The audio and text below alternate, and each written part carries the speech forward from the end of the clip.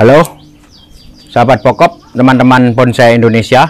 Jumpa lagi dengan saya Rudi Julianto dalam channel YouTube Pokok Art. Pada kesempatan kali ini saya ingin berbagi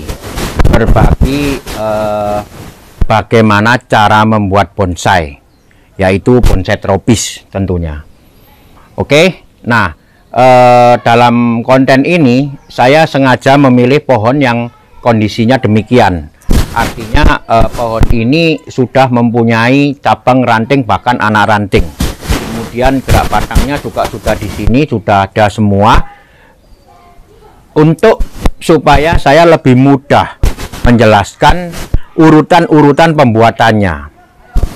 Ya, daripada banyak yang minta ke saya untuk membuat bonsai dari nol, dari biji, dari setek, dari cangkok. Nah, itu nanti jadinya video akan lama sekali. Ya, ini saya praktekkan karena di sini sudah punya cabangnya, sudah ada, rantingnya sudah ada. Kemudian kita tinggal seleksi nanti untuk membuatnya menjadi sebuah karya bonsai tropis. Nah, di situ penjelasan saya akan lebih lengkap karena saya bisa menjelaskan bagaimana cara membuat struktur anatominya, bagaimana membuat kerangka mahkota, bagaimana membuat perantingan, bagaimana memasang kawat, bagaimana akan lengkap di pohon ini. Dengan itu saya harapkan prinsipnya sudah kepegang, prinsipnya sudah tersampaikan. Mudah-mudahan bisa dimengerti, mudah-mudahan bisa disimak baik-baik. Nah, dari pohon ini jangan dilihat jenisnya. Ini adalah jenis santiki, ya. Mau jenis apapun sama pada dasarnya proses pembuatannya. Karena bonsai pada dasarnya adalah membuat perantingan. Memang bermacam jenis, berbeda perantingan, tetapi prinsipnya sama, yaitu membuat percabangan, perantingan, anak ranting, cucu ranting, dan seterusnya. Itu adalah membuat bonsai. Kalau kita udah sampai pada tujuan ataupun sampai pada titik perpecahan maksimal dari masing-masing jenis, maka disitulah prosesnya membuat bonsai selesai. Artinya kita tinggal meneruskan ke penuaan. Ya, secara prinsip, secara morfologinya itulah yang kita olah. Kemudian setelah itu kita olah sambil kita bentuk menjadi sebuah bentuk tertentu yang kita inginkan. Nah, bentuk tertentu ini apa? Bentuk tertentu ini adalah sesuai dengan contohnya. Artinya saya sudah sering sampaikan bahwa saya mempunyai definisi bonsai itu apa. Bonsai adalah seni membuat miniatur pohon tua yang hidup di alam. Nah, ini goal kita. Apapun hasilnya, pembentukan kita jadinya harus menyerupai seperti pohon tua yang hidup di alam. Nah, presentasi apa yang harus kita capai untuk mewujudkan karya yang seperti itu? Ya, yang seperti pohon bagaimana? Yang mempresentasikan bahwa dia hidup di alam bagaimana? Ya, yang mempunyai gerak dasarnya, itu semua nanti ada di konten kali ini. Oleh karena itu, saya mengambil contoh pohon yang sudah mempunyai anatomi yang cukup lengkap sehingga nantinya bisa dimengerti. Saya mulai dengan hal yang pertama yang harus kita lakukan pada saat kita mempunyai bahan seperti ini atau pada saat kita membuat bonsai. Hal pertama, baik itu dari biji, dari cangkok, dari dongkelan, hal pertama yang harus dilakukan adalah menentukan posisi dulu. Ya, dalam kondisi pohon yang seperti ini sangat mudah kita menentukan posisi karena semua potensi sudah muncul. Tetapi bayangkan bagaimana kita menentukan posisi pada saat kita habis mendongkel barang baru, belum punya cabang. Nah, itu lebih sulit sebenarnya. Tetapi makanya ini saya contohkan pohon yang seperti ini agar mudah dimengerti bagaimana prinsipnya menentukan muka bonsai lewat posisi. Nah, seperti kita lihat bersama, mungkin bisa di zoom dulu ini kondisinya.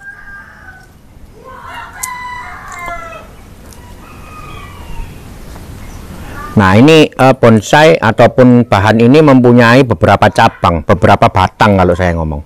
Ini batang yang pertama, ini batang kedua, kemudian yang di belakang ada 1, 2 atau beberapa batang, ya. Beberapa batang ini silakan didefinisikan. Kalau saya mendefinisikan adalah kekuatan tumbuh. Ini yang utama yang kita perhatikan dulu dalam menentukan posisi. Saya tidak memperhatikan di sini ada cabang, di sini ada cabang yang menggantung. Nanti dulu. Yang paling utama adalah batang ini. Apakah batang ini sudah enak berdirinya? Ya. Sehubungan dengan apa? Sehubungan dengan posisi batang yang lain yang di belakang ada.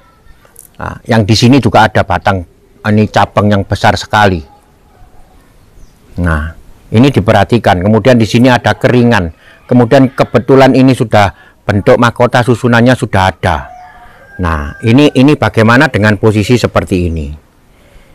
Ya, kalau saya melihat posisinya masih kurang diputar ke arah sini sedikit. Jadi ini terlalu rebah. Saya menghendaki pohon ini diarahkan ke sini sedikit. Nanti kita lakukan perubahannya. Cuman dasarnya apa? Saya kepingin pohonnya diarahkan ke sini sedikit karena pohon ini terkesan rebah. Pohonnya terkesan rebah. Ya, saya kepingin pohon ini berdiri kokoh, kesannya kokoh. Maka yang ranting ataupun cabang yang terlihat terkesan menggantung, saya ingin arahkan minimal di atas garis horizontal. Jadi kalau di bawah garis horizontal kesannya rebah, kalau di atas kesannya dia akan gagah. Nah, nanti sambil perantingannya kita arahkan ke atas, tidak menjuntai. Itu alasan pertama saya untuk menentukan posisi. Kebetulan sudah saya utarakan tadi, susunan mahkota sudah ada bentuknya.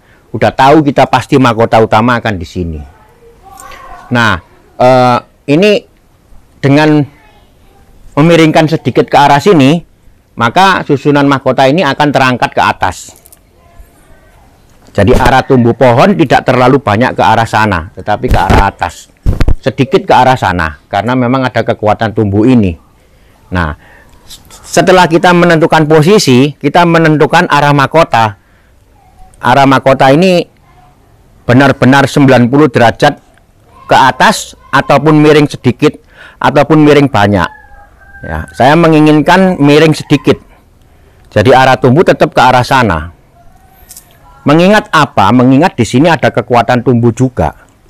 Jadi saya tidak bisa dalam kondisi yang seperti ini, saya tidak bisa membuat kekuatan tumbuh yang kuat sekali ke arah sana karena ada kekuatan ini.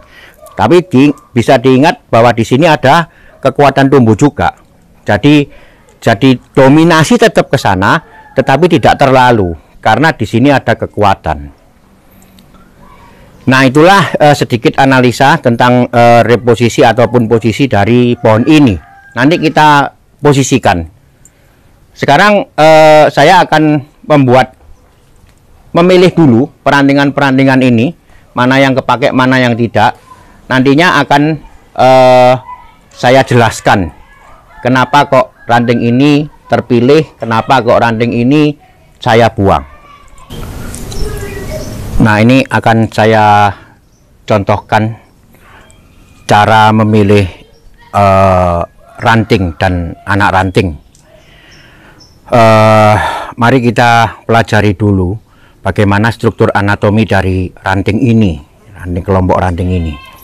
Dia dimulai dari adanya cabang. Ya, kalau boleh saya katakan ini cabang. Ya, berarti kita harus memilih ranting dulu. Dari cabang yang ini, kita memilih ranting. Oke, saya pilih yang besar dulu. Ya, ini bisa dari atas sedikit. Nah, ini kan ada pertumbuhan. Kalau saya boleh memilih, ranting yang besar adalah 1, 2, 3, bahkan 4 ini. Yang lain kecil. Yang kecil saya buang dulu. Saya tidak memilih posisinya di mana, tetapi saya milih kekuatan tumbuhnya dulu. Jadi yang besar saya seleksi dulu, yang kecil saya buang dulu.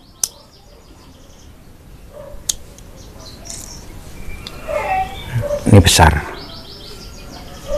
ini bisa saya kategorikan besar, yang ini saya buang. Nah, yang ini saya akan pilih satu,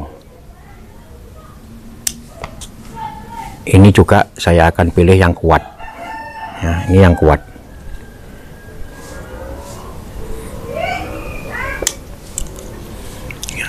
Dari cabang ini saya memperoleh 3 ranting, 1, 2, 3 ya, ini 3 ranting. Nah sekarang dari ranting ini saya memilih anak ranting. Sama pada prinsipnya kita memilih yang kuat, tidak perlu sampai sekian dipakai semua, tetapi diseleksi, panjangnya juga diseleksi, dikurangi.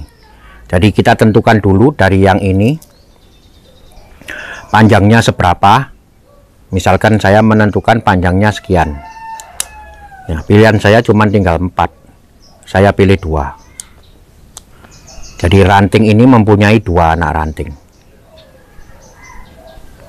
Yang ini sama, saya memilih 2, ini ya, ini dan ini. Tetapi tidak menutup kemungkinan ada 3 atau 4 ya. Jadi ini bukan hitungan, bukan ini satu ranting harus punya 2, satu cabang harus punya 3, enggak ya. Jadi kalau mana yang memungkinkan kita pakai, yang tidak memungkinkan dibuang dulu. Oke, dari yang ini, nah ini bisa dilihat ya, saya memilih yang kuat 2, 1, 2, yang lain saya buang. Nah tinggal 2. Jadi dari satu cabang mempunyai 3 ranting, 1, 2, 3, masing-masing ranting mempunyai 2 anak ranting. Nah ini cara memilihnya. Nanti bentuknya bagaimana, ngaturnya bagaimana, nanti itu urusan setelah dikawat, proses pengarahan. Oke, jelas ya. Nah ini sama semua yang saya lakukan, semua sama. Saya memilih dari cabang ini, saya memilih rantingnya 1, 2, 3, 4, ada 4 ranting yang kuat. Dari ranting ini saya memilih anak ranting 1, 2, 3 dan seterusnya. Jelas ya, mudah-mudahan ini bisa jelas. Ya inilah anatomi dari pohon. Batang keluar cabang, cabang beranak jadi ranting, ranting beranak jadi anak ranting beranak jadi cucu ranting. Banyak teman-teman yang tanya ke saya, urutannya itu apa sih Pak?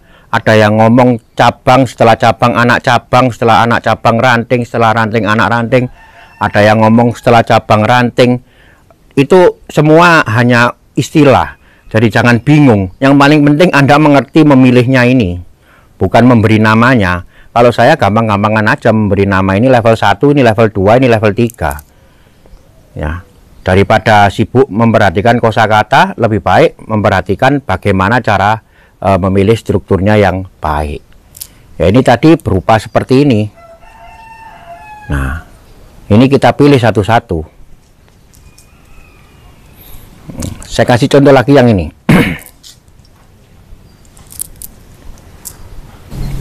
Nah ini ruwet ya, bagaimana kita menganalisanya? Analisanya seperti tadi persis.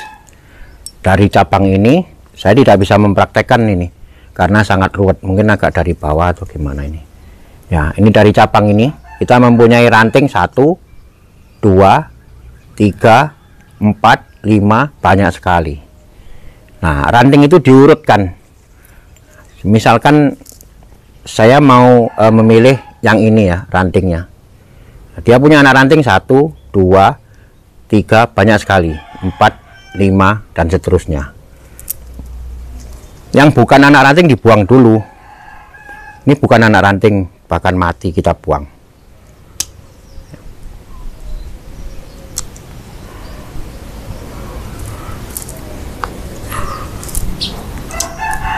Nah, ini berdekatan, bisa mudah-mudahan ini bisa dilihat dengan jelas.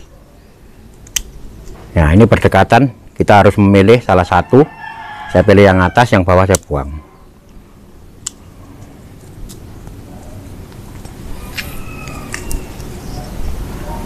Ya, ini pertumbuhan yang kurang bagus sebagai anak ranting, lemah, kita buang.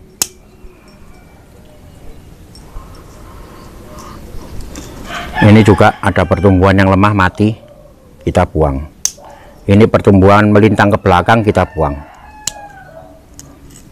Ini juga melintang ke belakang, kita buang dulu.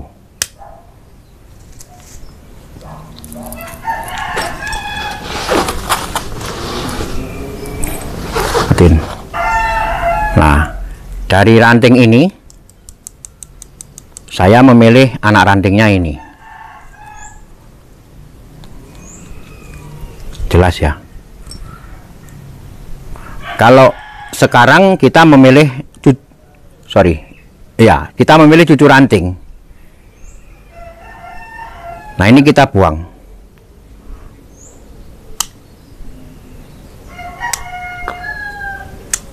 Ya, saya hanya memakai ini.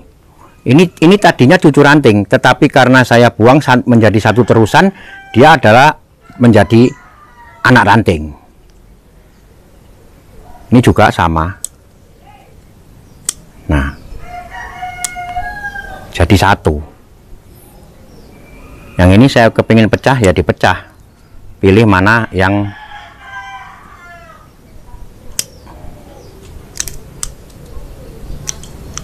satu ranting jadi tiga anak. Satu anak ranting jadi 3 cucu ranting.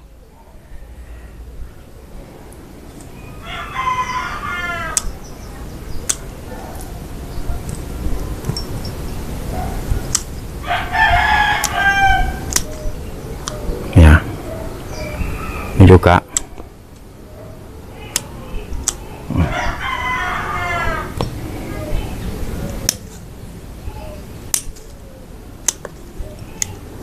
ya. Nah, ini hasilnya,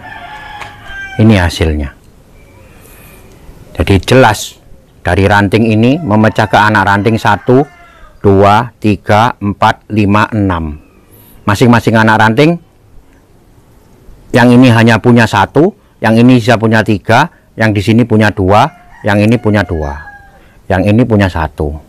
Tidak ada masalah. Nah, inilah nanti yang akan kita teruskan menjadi susunan perandingan yang baik, yang benar. Artinya struktur makanan akan terbagi dengan sangat baik di sini. Nah, menghindari kemudian kalau tumbuh di sekitar sini, hilangkan dulu. Kita konsentrasinya di ujung sini nantinya. Oke, saya pikir untuk penjelasan pemilihan ranting, anak ranting, dan cucu ranting sudah jelas ini, dengan memberikan 2 contoh tadi. Nanti saya akan seleksi lagi setelah dipilih, mulai dari cabangnya. Oke.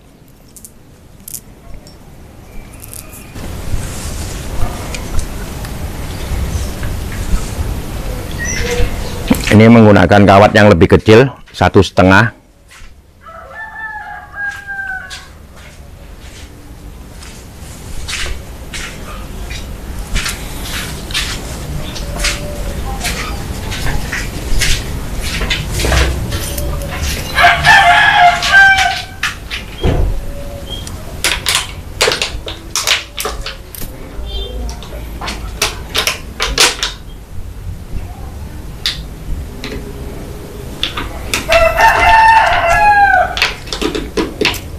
Ya.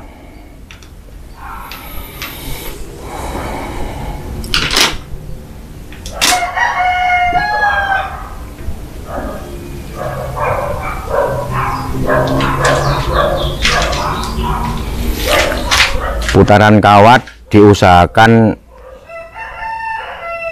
agak ketat, jadi tidak terlalu ketat juga, tetapi agak ketat agar memudahkan nantinya untuk saat melakukan bending atau pengarahan atau penekuan.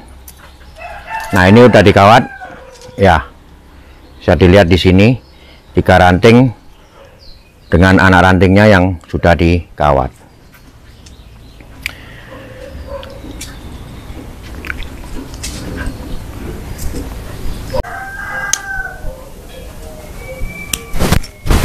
Ya, ini sudah selesai kita melakukan pemilihan ranting dan anak ranting tadi. Jadi inilah ranting dan anak ranting yang terpilih. Tetapi dari sini kita masih melakukan koreksi. Ya, yang pertama adalah setelah ini kebetulan reposisinya sudah saya tentukan, batangnya agak naik lagi sedikit untuk mendapatkan kesan horizontal pada cabang besar yang menggantung ini. Tetapi dengan pertimbangan anak pohon yang di sebelah sini tidak sampai melebihi 90 derajat vertikal, karena disinilah nanti yang menentukan arah tumbuh. Jadi dengan memberikan sedikit kemiringan pada anak pohon ini, kemudian batangnya ini juga miring, maka saya bisa menentukan arah tumbuh untuk pohon ini menuju ke arah sana. Tetapi sedikit, tidak terlalu banyak. Apabila tadi tidak ada perubahan posisi, maka kesannya pohon terlalu banyak ke arah sana, jadi kesannya ambruk, karena ini ada di bawah bibir pot nantinya. Nanti akan kita arahkan ke atas semua ini, supaya kesan horizontal dan mendapat kesan yang lebih gagah. Oke, setelah reposisi ini, kemudian analisa kita yang berikutnya adalah cabangnya. Jadi ini adalah cabang. Apakah perlu ada pengurangan cabang-cabang ini? Nah, itu koreksi kita yang pertama. Ya, ini tadi ada satu cabang yang sudah saya hilangkan. Nah, ini kulitnya mau dikupas. Dalam proses pemilihan ranting ataupun cabang ini, saya tidak berorientasi pada desain dulu. Jadi ini adalah murni memilih ranting ataupun cabang yang disesuaikan dengan kelayakan anatomi, kelayakan tumbuh anatominya dahulu. Jadi yang saya pilih di sini adalah ranting-ranting yang mati, ranting-ranting yang rusak, ataupun cabang ranting yang tumbuhnya kurang enak atau menyilang ataupun tidak searah dengan yang lain. Nah, itulah yang saya lakukan pada proses pemilihan ini. Kemudian apakah nanti tidak ada seleksi lagi? Ada. Nah, nanti seleksi akan dilakukan setelah pohon ini selesai dilakukan pengarahan, atau bahkan sambil dilakukan pengarahan kita sambil koreksi. Nah, pada saat itu orientasi kita adalah orientasi ke desainnya. Nah, apakah perlu sebuah cabang ini berada di sini? Nah, itu nanti koreksinya adalah pertimbangan desain. Ya. Pertimbangan desain yang bagaimana? Pertimbangan desain yang tentunya menuju ke arah hasil yang natural. Ya. Bagaimana mewujudkannya? Mewujudkannya adalah dengan cara mengikuti apa yang ada dalam kondisi pohon ini. Jadi inilah yang saya maksud dengan desain mengikuti kondisi pohon. Ya. Kemudian patokannya bagaimana? Yaitu tadi dengan memanfaatkan kekuatan tumbuh. Ya, masing-masing kekuatan tumbuh kita optimalkan. Kemudian juga melihat dari arah datangnya sinar matahari, agar semua bagian nantinya tajuk akan mendapat sinar matahari yang bagus.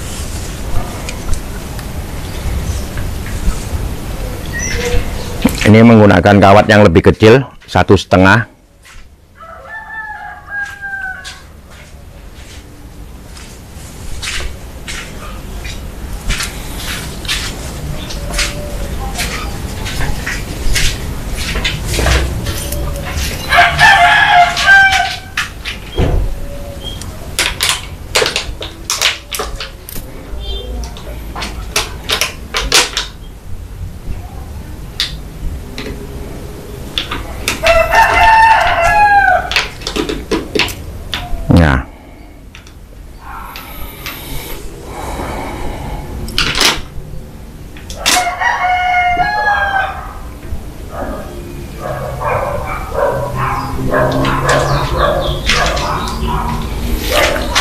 Putaran kawat diusahakan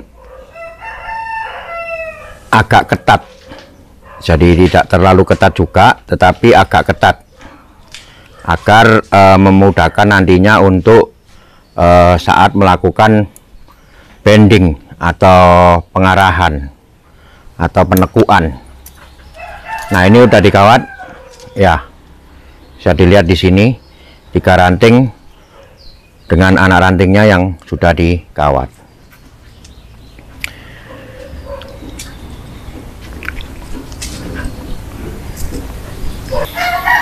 Nah, di sini saya akan mempraktekkan bagaimana menggunakan teknik pengawatan double kawat atau kawat ganda. Nah, ini ada 4 ranting, 1, 2, 3, 4 yang akan saya hubungkan satu dengan yang lain. Saya menggunakan kawat ganda. Yang pertama, kita ukur dulu panjangnya kawat, biasanya 1,5 dari panjangnya ranting yang akan kita kawat. Ya, jadi kalau ini kurang lebih sekitar di sini. Ini untuk ranting yang ini. Kemudian untuk ranting yang ke bawah ini saya ukur juga. Ini kalau sudah biasa nggak perlu diukur seperti ini, jadi tidak terlalu lama. Ya, kira-kira di sini.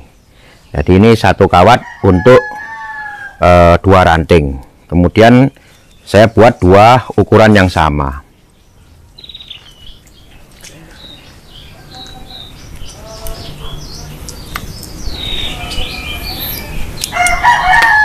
Nah, ini double kawat, 2 kawatnya akan saya kaitkan ke 4 ranting ini. Caranya dengan mengikuti putaran ranting yang sudah ada, putaran kawat yang sudah ada.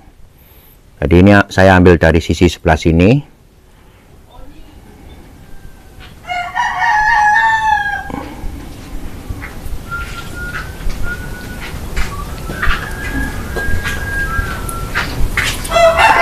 Yang satu masuk ke ranting yang ini, satu lagi masuk ke ranting yang di bawahnya. Nah, ya, ini 2 ranting yang di bawah sudah terkait. Kemudian yang atas,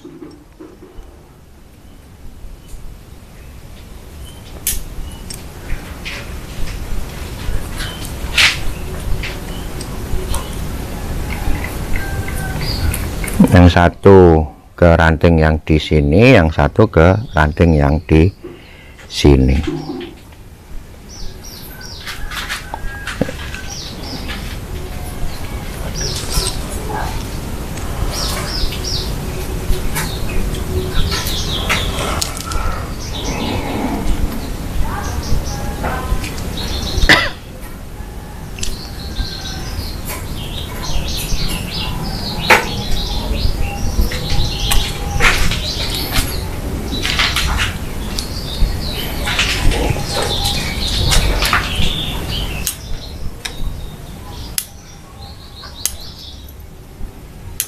Ya, jadi pada prinsipnya sama, saling terkait.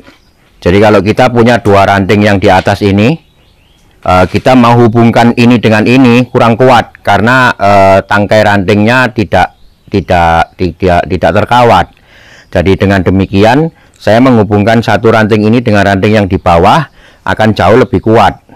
Ya, karena ada space untuk pengikatnya atau penguatnya, sehingga saat ranting ini dililit kawat dia akan kuat. Demikian juga yang ini. Kalau saya menghubungkan ranting ini dan dengan ini jaraknya terlalu dekat sehingga lilitannya atau ikatannya mungkin kurang kuat. Dengan demikian di sini sangat lebih kuat. Oke, itu tadi beberapa teknik atau prinsip mengawat bonsai. Nah, sekarang saya teruskan dulu dengan pengawatannya semua. Nanti setelah itu kita beralih ke pengarahan. Bagaimana saya mengarahkan ranting-ranting yang sudah ada ini menjadi sebuah rangkaian yang bentuknya akan menjadi kerangka bonsai. Jadi ya tentunya masih belum belum bisa dikategorikan menjadi bonsai yang jadi, tetapi paling tidak kita sudah tahu pembentukan tajuk-tajuknya, karena di sini sudah sampai ke anak ranting, bahkan ada yang cucu ranting. Oke, saya lanjut dulu, silakan diikuti prosesnya.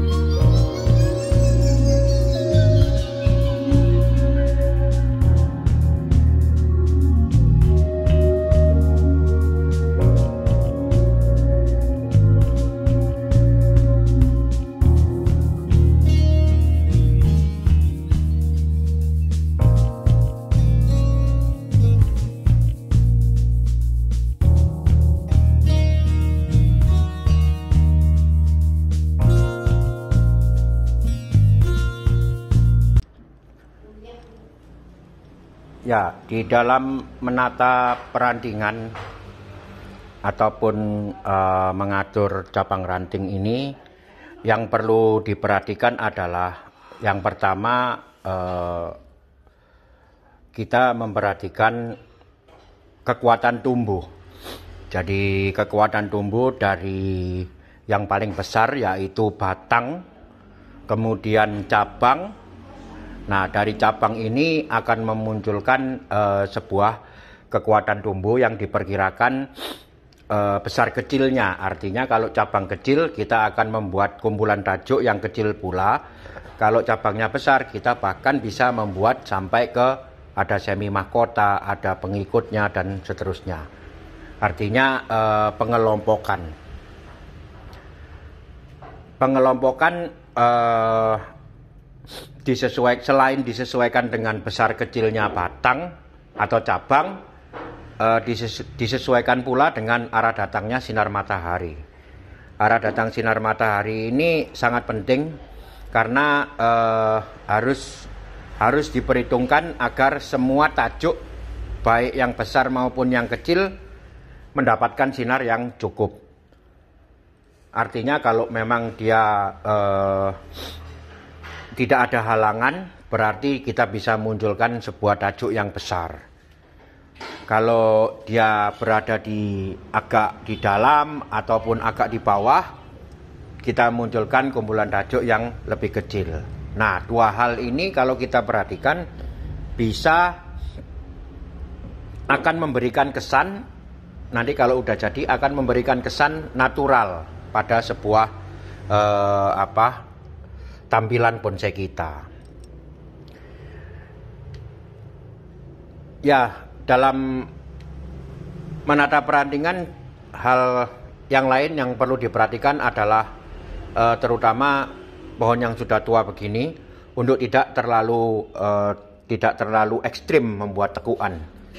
Karena yang pertama bisa merusak jaringan kambiumnya. Yang kedua, memang kita tidak perlukan membuat tekuan yang ekstrim dan lain-lain, karena nantinya apabila ranting-ranting ini sudah mencapai masa kematangan, dia akan membuat gerakan sendiri sesuai dengan jenis pohonnya.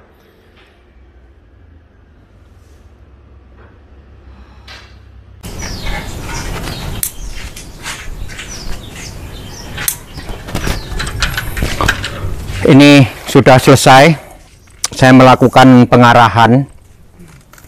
Jadi itulah tadi bagaimana pola pikir kita, bagaimana langkah-langkah kita untuk membuat sebuah bonsai tropis, yaitu dengan kebetulan yang saya kasih contoh ini adalah pohon yang sudah punya cabang ranting, dengan memilih cabang ranting yang sudah ada untuk mengkondisikan menjadi sebuah desain ataupun rangkaian sebuah pohon yang hidup di alam. Jadi menyerupai sebuah kehidupan pohon tua yang hidup di alam. Kesan tua tidak perlu kita ragukan lagi, karena ini pohon memang pohon sudah tua sekali. Bisa dilihat dari adanya keringan, kemudian kerak kulit kambiumnya juga sudah sangat tua.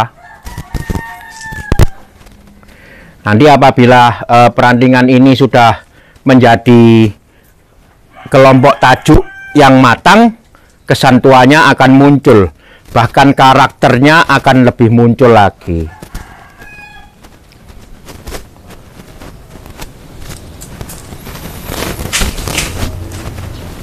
Nah, dari sini sebenarnya proses desain kita sudah selesai, karena kita sudah membuat perantingan sampai ke anak ranting, bahkan ada beberapa yang sudah sampai ke cucuk ranting.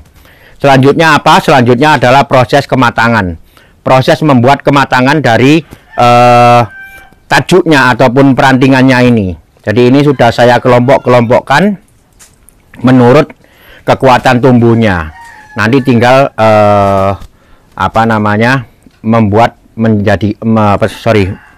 memproses menjadi ke arah yang perantingan yang lebih matang. Ya, itu tadi contoh atau praktek ataupun penjelasan dari saya tentang bagaimana pola pikir kita dalam membuat bonsai tropis. Ya, ini boleh dibilang sudah lengkap perantingannya. Bagaimana kalau tidak lengkap? Bagaimana kalau tidak lengkap? Ya kita lengkapi, kita adakan. Artinya apa? Artinya semisalkan saya mendapatkan pohon ini masih berupa batang aja, belum ada cabang-cabang rantingnya, ya cabang-cabang ranting ini kita buat berurutan, mulai dari pembuatan cabang, kemudian pembuatan ranting, pembuatan anak ranting, dan seterusnya. Pohon ini saya contohkan karena memang sudah mempunyai struktur anatomi yang komplit, sehingga saya akan lebih mudah menjelaskan. Untuk lebih jelas mengetahui bagaimana proses dari awal sebuah bonsai tropis dibentuk, silakan lihat di konten-konten saya. Sudah banyak sekali saya membuat konten bonsai dari awal, dari bahan, bahkan yang belum ada daunnya pun sudah pernah saya buat. Sudah ada serinya 1 sampai 3, 1 sampai 4. Nah, di situ teman-teman bisa melihat bagaimana saya berawal mengawali membuat cabang, mengawali membuat ranting, kemudian sampai ke pembentukan tajuk. Ya, itulah langkah-langkah membuat bonsai. Ya, saya pikir cukup dulu untuk konten kita kali ini, yaitu urutan ataupun langkah-langkah membuat bonsai tropis. Saya mudah-mudahan dapat terus mengupdate kondisi pohon ini setiap 2 bulan. Nanti akan saya buatkan kontennya untuk langkah-langkah selanjutnya pembentukan tajuk ataupun proses pematangan dari sebuah bonsai.